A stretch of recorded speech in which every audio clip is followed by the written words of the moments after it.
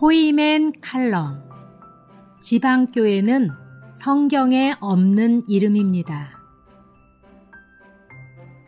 지방교회는 성경에 없는 이름입니다. 우리를 지방교회라고 하는데 사실은 그런 이름이 성경에 없습니다. 그러면 누가 이런 이름을 붙여주었을까요? 여기에 답하기 전에 크리스찬이라는 이름을 누가 붙여주었는지 알아보겠습니다. 성경에서 그리스도인이라는 이름이 처음 나온 곳은 사도행전 11장입니다. 26절에 보면 그리고 안디옥에서 제자들이 처음으로 그리스도인이라고 불리게 되었다고 했습니다. 안디옥에 있는 제자들에게 그리스도인이라고 불리우게 된 것은 그 당시 제자들이 분명히 주님을 위해 강한 증거를 보였다는 것을 의미합니다. 그 당시 로마 황제를 추종하는 무리들을 카이사리아노스라고 불렀는데 황제를 추종하는 그들이 안디옥에 있는 믿는 이들을 적대시하는 말로서 크리스티아노스라고 불렀던 것입니다. 크리스티아노스를 영어한 것이 크리스찬입니다. 마찬가지로 지방교회라는 말도 우리가 붙인 이름이 아니라 주의 회복을 대적하는 사람들이 붙인 이름입니다.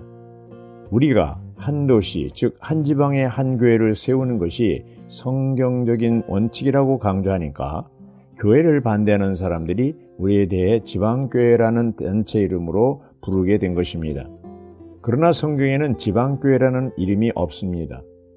다만 한 도시, 즉 한 지방에 한 교회만 있을 뿐입니다. 그것은 지방적으로 나타난 교회의 표현을 의미합니다. 우리는 어느 교파에도 속하지 않으며 각지 교회를 통제하는 본부도 없습니다. 각지 교회들은 행정적으로 독립적이지만 몸의 교통 안에서는 하나입니다. 성경에는 장로, 집사, 감독, 침례 등이 있지만 장로교회, 감리교회, 성결교회, 침례교회, 지방교회라는 이름은 없습니다. 구약시대는 예루살렘이라는 유일한 터 위에 하나님의 성전이 지어졌습니다. 신명기 12장 5절에는 오직 여러분은 여호와 여러분의 하나님께서 그분의 이름을 두시려고 모든 지파 가운데서 선택하신 곳인 그분의 처소를 찾아 그곳으로 가야 합니다라고 기록되어 있습니다. 그분이 선택하신 곳은 바로 예루살렘입니다. 주님은 오직 예루살렘 외에는 하나님의 성전을 건축하도록 허용치 않으셨습니다. 신약에 와서 하나님은 동일한 원칙을 세우셨는데 그것은 바로 한 도시 한 교회입니다. 이 원칙을 누가 무너뜨렸습니까? 바로 로마 천주교입니다. 성경에서 처음 시작한 교회는 예루살렘 교회입니다. 오순절날 성령이 임하여 하루에 약 3,000명의 침례를 받았고 예루살렘 교회가 산출되었습니다. 사도행전 8장 1절에는 예루살렘에 있는 교회가 있었고 13장 1절에는 안디옥에 있는 교회가 있었습니다. 고린도전서 1장 2절은 고린도에 있는 하나님의 교회라고 불렀습니다. 특히 요한계시록에는 아시아 7교회가 나옵니다. 이것은 무엇을 의미하는 것일까요? 초대교회는 한 도시에 한 교회가 있었을 뿐 다른 이름이 없었다는 것입니다. 초대교회는 교단도 없고 교파도 없습니다. 그런데 6세기의 천주교의 교황권이 확립되면서 그때까지 있었던 한 지방 한 교회는 없어지고 로마 천주교회만 존재하게 되었습니다. 지방 입장에 있는 교회들은 완전히 파괴되고 없어졌습니다. 루터가 종교개혁을 했지만 한 지방 한 교회는 회복되지 못했습니다.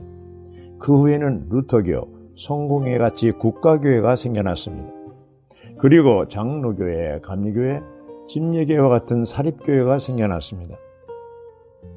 성경에 따르면 교회는 우주적으로 하나지만 지방으로 나타날 때는 그 지방의 이름으로 나타납니다. 달이 하나지만 런던에서 보면 런던 달이고 서울에서 보면 서울 달이듯이 교회는 거주하는 도시에 따라 예루살렘 교회, 안디옥 교회식으로 불리웠습니다. 즉 예루살렘에 거주하고 있으면 예루살렘 교회, 같은 사람이 안디옥으로 이주했으면 안디옥 교회라고 했던 것입니다. 계시록 1장 11절의 아시아 7교회도 같은 원칙에 따라서 에베소 교회, 서머나 교회, 버가모 교회, 두아디라 교회, 사하데 교회, 빌라델비아 교회, 라오디게아 교회로 불려졌습니다. 성경에는 각 지방의 이름으로 불려진 것 이외에 다른 이름으로 나타난 적이 없습니다.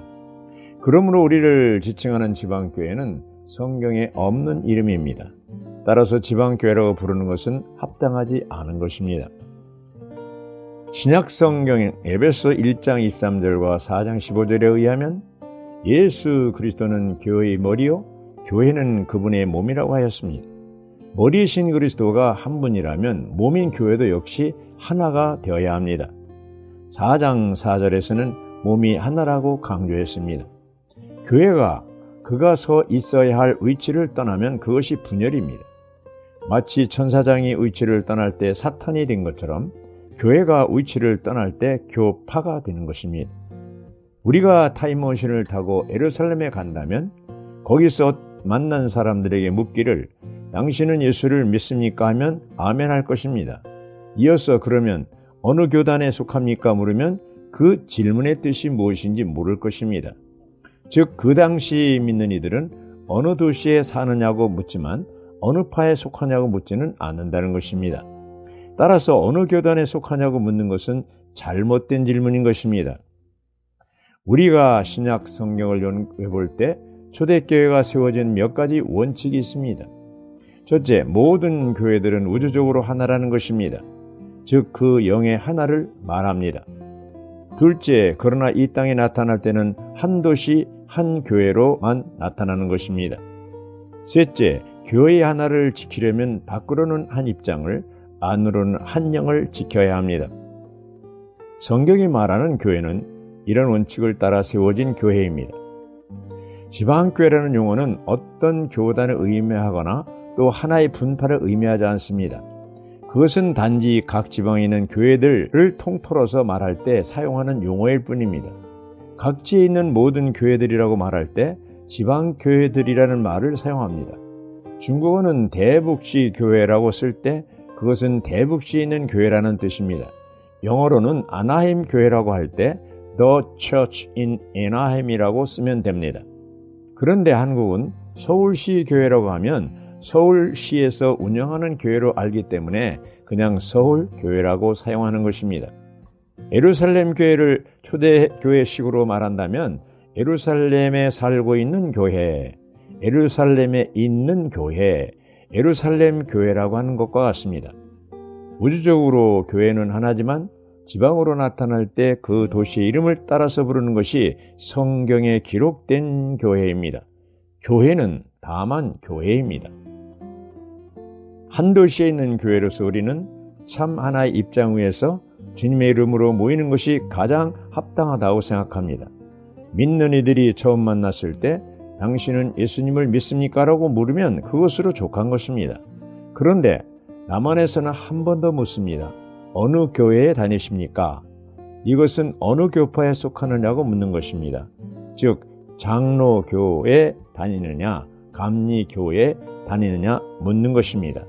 만약 같은 교단이 아니라면 그 순간 벽이 생기게 마련입니다. 그러므로 그것은 질문 자체가 잘못된 것입니다. 한 가지 알아야 할 것은 갈라디아에 있는 교회들이라는 기록이 있는데 이것은 갈라디아가 하나의 도로서 여러 도시들이 있기 때문에 복수형을 쓴 것뿐입니다. 예를 들면 한국에서는 경기도에 있는 교회들이라고 하는 것과 같습니다.